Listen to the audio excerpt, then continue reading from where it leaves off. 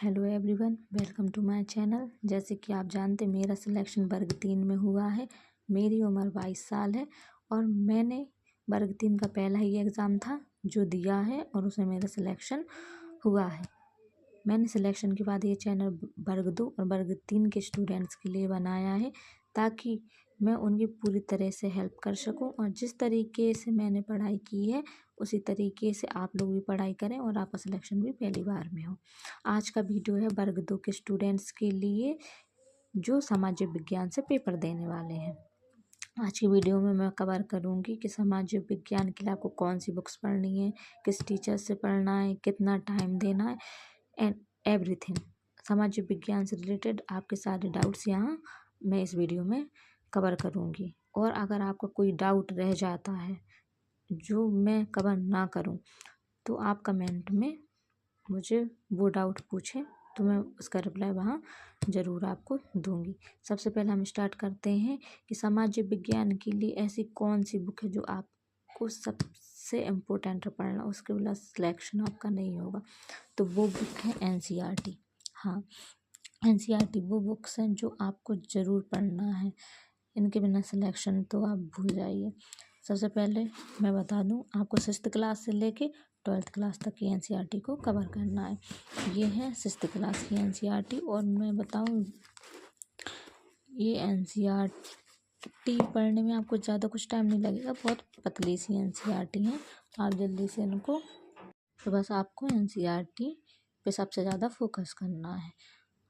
अब मैं आपको बताऊं कि मेरे पास सारी क्लास 6th से लेकर 12th क्लास की सारी NCERT हैं। आपको 6th से 12th क्लास की सारी NCERT बुक्स को पढ़ना है।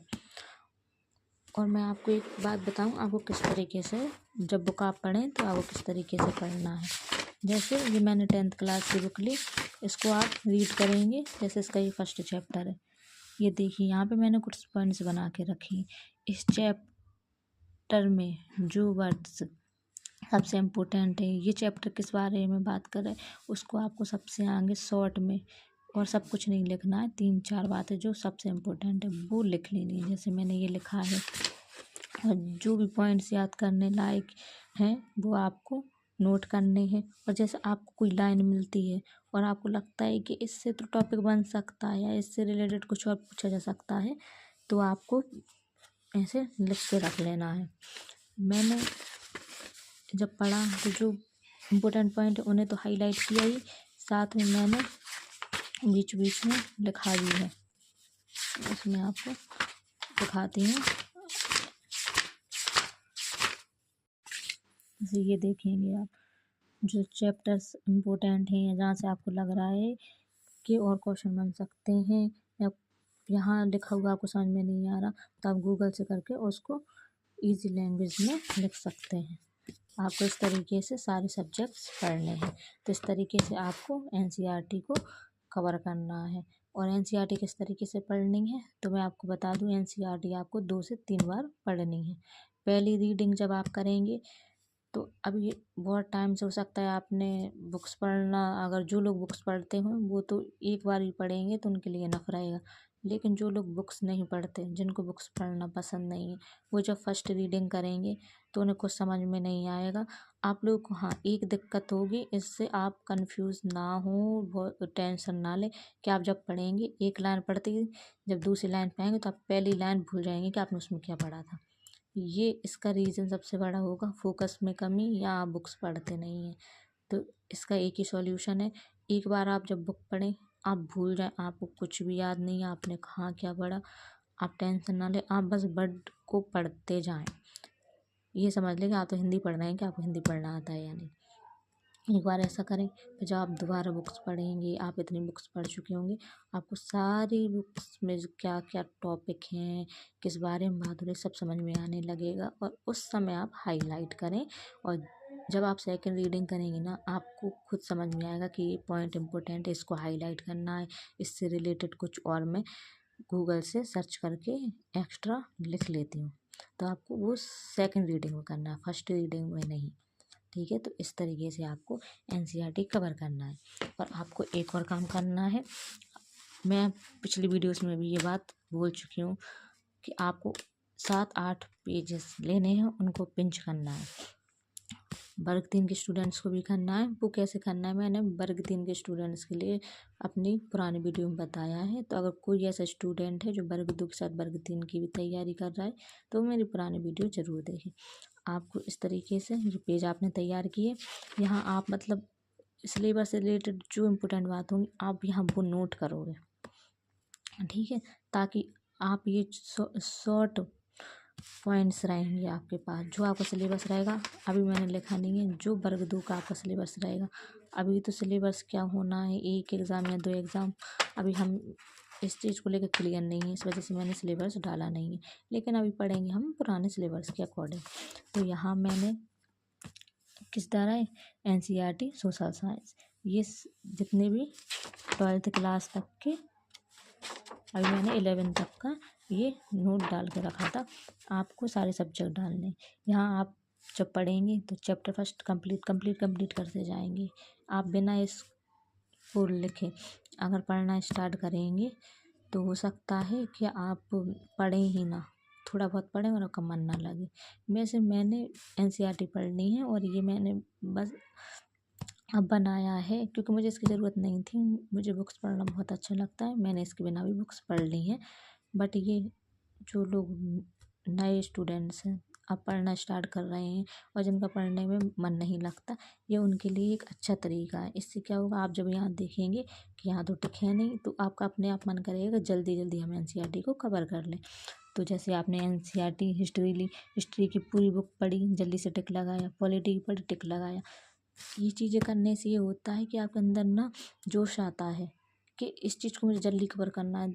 देखो ये पूरा डला हुआ है, तो इस तरीके से। और हाँ, इस तरीके से आप इसमें जो भी इम्पोर्टेंट चीज़ें रहेंगी आप 8-10 पेज में लिखते जाएंगे। और इसके अलावा आप बुक पूछें किस पब्लिकेशन की बुक हमें लेनी चाहिए, तो अगर मैं अपने हिसाब से बताऊँ आपको अरिहंत की सामाजिक विज्ञान की बुक लेनी चाहिए। अभी अगर देखा जाए तो इसकी चयन और पात्रता दोनों की बुक आती है, तो आपको कौन सी लेनी चाहिए। तो अब एग्ज़ाम के बारे में हम क्लियर नहीं है कि एक ही एग्ज़ाम होगा या 2 होगा, और अगर एक एग्ज़ाम भी होता है तो उसके सिलेबस में थोड़ा बहुत बदलाव तो आएगा। मैंने चयन परीक्षा की इस वजह से वही मैंने थोड़े टाइम पहले भी ले ली है, और चयन परीक्षा किस लिए मैंने मंगवाई है क्योंकि सिलेबस में जो चेंजेस आएगा वो चयन परीक्षा से मिलता जुलता होगा। अगर मैं पात्रता वाले लेती और सिलेबस में जो चेंजेस देखने को मिलेंगे तो उसमें वो टॉपिक्स नहीं होते, क्योंकि आप भी ये बात जानते हैं कि जो पात्रता का सिलेबस है वो मेंस से तो कम है। इस वजह से मैंने ये चयन की खरीदी हुई है। और जो पेडागोजी हिंदी वगैरह है तो वो तो मेरे वर्ग 3 से कवर था ही, तो मुझे उसकी अभी ज़रूरत है भी नहीं, मैं सिर्फ सब्जेक्ट पढ़ूँगी। ये बुक भी मैं आपको दिखा दूँ कि इसमें किस तरीके से टॉपिक्स दिए होते हैं। ये इस तरीके से इसमें सब कुछ दिया हुआ है, तो मेरे अकॉर्डिंग ये बुक आप ले सकते हैं। और मैं आपको बता दूँ, आपको बहुत सारी बुक्स नहीं पढ़नी है, आपको लिमिटेड पढ़ना है, लेकिन अच्छे से पढ़ना है। ये नहीं कि 3-4 पब्लिकेशन की बुक ले ली लेकिन पढ़ा सिर्फ 4 पेज है, तो वो कोई फ़ायदा नहीं। आपको ये एक बुक पढ़ो, साथ में NCERT को कवर करो और किसी एक टीचर से हर टॉपिक को पढ़ते जाएं। मैं ये नहीं कह रही हूँ, अगर आप पूछो कि किस टीचर से पढ़ना चाहिए, ये आपकी पर्सनल चॉइस है, जिस टीचर का आपको समझ में आता हो। और मैं किसी का सब्सक्रिप्शन नहीं लेने वाली, या मैं पेड कोर्स भी नहीं लूँगी। मैं यूट्यूब से जो फ्री वीडियोस रहेंगी हर टॉपिक की, यूट्यूब से पढ़ाई करूँगी, क्योंकि इस बुक में इनफ दिया हुआ है, हर टॉपिक के बारे में आप देख सकते हैं कितना कुछ दिया हुआ है। तो यूट्यूब से समझ के और मैं इसी में पढ़ूँगी, और अगर कुछ एक्स्ट्रा पॉइंट जो वीडियो में बताए जाते हैं मैं इसी में इस पेंसिल से बगल में लिखते जाऊँगी। तो बस इस तरीके से मैं जो टॉपिक्स दिए हुए हैं सिलेबस में वो इस बुक से कवर कर लूँगी। आप भी अगर आपको ये वाली बुक ना लेनी हो, आप कोई और बुक लें, लेकिन 1 या 2 ही बुक लें। हमें भीड़ नहीं लगानी है बुक की, हमें पढ़ना है। आपको 10 बुक लेनी है, ठीक है, आप 1 मिनट को ले लें, लेकिन आप दूसरी बुक तभी लें जब आप पहली बुक को कंप्लीट कर लें, जो करना बहुत मुश्किल होता है।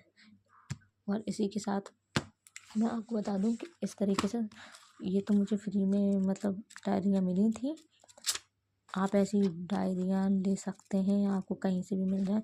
इसमें क्या होगा कि आप जो भी पढ़ाई से रिलेटेड आपको चीज़ लिखनी है, आप इनमें नोट करके रखें। ये वैसे मतलब कि मैं कहूँगी नहीं कि लेना ही है, अगर आपके पास ऐसे मिल जाती हैं तो इसमें ऐसा रहता है कि आपको कुछ पढ़ाई रिलेटेड पॉइंट नोट करके रखने होते हैं कि नहीं, ये जैसे मैंने बुक बता दी, मैंने बताया कि आपको किस तरीके से पढ़ाई करनी है। अब आपको ये याद अगर नहीं रह रहा है तो आप वीडियो देखते देखते इसमें या फिर इस तरीके से जो आप पेज बनाएंगे उसमें भी लिख सकते हैं कि मैंने किस तरीके से बताया था कि आपको किस तरीके से पढ़ना है। और टाइम मैनेजमेंट की बात करें कि आपको सबसे ज़्यादा टाइम किस सब्जेक्ट को देना है, तो मैं बताऊं, जब स्टार्टिंग में आप पढ़ाई स्टार्ट करें, सबसे ज़्यादा टाइम आपको उस सब्जेक्ट को देना है जो आपका स्ट्रॉन्ग है और आपको पसंद है। हाँ, बहुत से लोग आपको ये कहेंगे कि आपको टाइम ज़्यादा उस सब्जेक्ट को देना है जो आपका वीक है, लेकिन मैंने क्या कहा, स्टार्टिंग में जब आप पढ़ाई स्टार्ट कर रहे हैं आपको ज़्यादा टाइम उस सब्जेक्ट को देना है जो आपको पसंद है।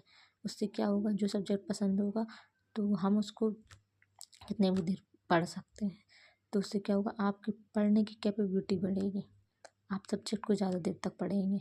इस वजह से स्टार्टिंग में कुछ टाइम आप जो सब्जेक्ट आपका स्ट्रॉन्ग है उसको पढ़ें, पढ़ने में आपका मन लगेगा। अगर पहले दिन ही आप वो सब्जेक्ट उठा लेंगे जिसमें आपको सबसे ज़्यादा बोरियत फील होती है तो फिर पढ़ लिया आपने।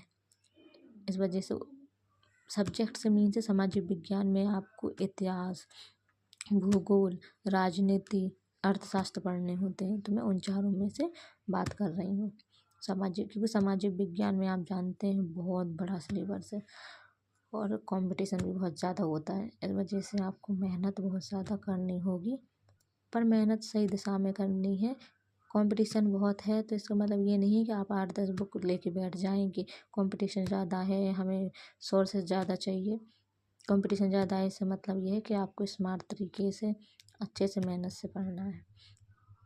तो बस ये इतना ही आप कर लेंगे तो आपका सिलेक्शन हो जाएगा, लेकिन हाँ, इसी में आपको जोरदार मेहनत करनी होगी। ये नहीं कि बस लगे पड़े हैं। आप जब एनसीईआरटी करें, उन्हें मेहनत के साथ पढ़ें, सारे पॉइंट्स को अच्छे से समझें, 2-3 बार एनसीईआरटी पढ़ें, उसमें जो पॉइंट्स दिए हुए हैं आपको लगता है कि इससे तो और कुछ भी क्वेश्चन बन सकता है तो गूगल से उस टॉपिक को निकालें, उसके बारे में जो एक्स्ट्रा पॉइंट्स आपको मिले उस टॉपिक के बगल में बुक में ऐड करें और इस बुक को भी अच्छे से पढ़ें। मैं आपको बता दूं, ज़्यादातर सारी बुक्स सेम होती हैं, सब में सेम कंटेंट रहेगा। और सामाजिक विज्ञान में जो इतिहास है, राजनीति है, तो उसमें और क्या ही एक्स्ट्रा पूछेंगे, खासकर इतिहास में सारी बुक्स में सेम ही दिया होता है। थोड़ा बहुत फ़र्क होता है, तो जब आप वो एमसीक्यू लगाएंगे या जिस टीचर से पढ़ेंगे तो वो आपको कवर करवा देंगे। आपने अगर किसी का पेड कोर्स लिया है तो बहुत अच्छी बात है, और अगर नहीं लिया है तो मेरी तरह यूट्यूब से पढ़ें। तो बस आज की वीडियो में इतना ही था, और ये आपके लिए इनफ भी है। आप सामाजिक विज्ञान की टेंशन ना लें, इतना करें, बहुत अच्छा आपका एग्ज़ाम जाएगा। और अगर इसके अलावा भी कोई आपका डाउट इस वीडियो में छूट गया है तो आप कमेंट में ज़रूर पूछें। और हाँ, टाइम मैनेजमेंट की बात कहूँ तो टाइम मैनेजमेंट में आपको टाइम खुद से सोच के नहीं चलना है कि मुझे इतने घंटे पढ़ना है, इतने घंटे सब्जेक्ट को देना है। आपको बस सोच लेना है कि मुझे आज क्या कवर करना है, उस हिसाब से आप पढ़ें और जितना आपका मन लगे पढ़ें। क्योंकि अब वो पुराने दिन नहीं है कि 8 घंटे 6 घंटे फिक्स बना लिए। और किसी दिन अच्छा चलो आपने सोच के चला है कि आपको 8 घंटे पढ़ने, पर किसी दिन आपको 12 घंटे पढ़ने का मन कर गया, आपका मन ही लग रहा है उसमें कि नहीं आज तो अच्छा लग रहा है, तो क्या आप पढ़ोगे नहीं? तो ये क्या होता है कि कितने घंटे पढ़ना है, कितने घंटे, ठीक है मैंने कह दी 6 घंटे पढ़ना है, लेकिन आपका मन तो 8-10 घंटे भी आराम से लग जाता है, तो क्या आप पढ़ना बंद कर दोगे? और मैं कह दूँ कि नहीं आपको 12 घंटे पढ़ना है, पर आप 4 घंटे मुश्किल से बैठ पाते हो, तो अगर 12 घंटे की सोच के बैठोगे तो 4 घंटे और चले जाएंगे। इसलिए जितनी आपकी क्षमता है, जितने घंटे आप पढ़ सकते हैं। और एक बात ये भी है कि बहुत से ऐसे स्टूडेंट्स होंगे जो बाहर कुछ ना कुछ वर्क करते होंगे, या कुछ लड़कियां ऐसी होंगी जो घर का काम भी करते होंगे मेरी तरह, तो मैं उन्हें टाइम टेबल तो बना के दे नहीं सकती क्योंकि वो फॉलो कर नहीं सकते। तो ये आपको अपने हिसाब से देखना है कि आपके पास कितना टाइम है, उस हिसाब से आप मैनेज करें। हाँ, ये शुरुआत में उस सब्जेक्ट को ज़्यादा टाइम दें जो आपका स्ट्रॉन्ग है, धीरे धीरे फिर जो सब्जेक्ट आपका वीक है, जिसमें आप बहुत सारा पढ़ने रह जाए, फिर उसको टाइम आपको ज़्यादा देना है। लेकिन स्टार्टिंग में आपको पढ़ना वो सब्जेक्ट स्टार्ट करना है जो आपका स्ट्रॉन्ग है। अगर आप वीक सब्जेक्ट से स्टार्ट करते हैं तो आपका सिर दुखने लगेगा। बस आज की वीडियो में इतना ही था। अब आपको किस टॉपिक की वीडियो चाहिए कमेंट में ज़रूर बताएं। Thank you.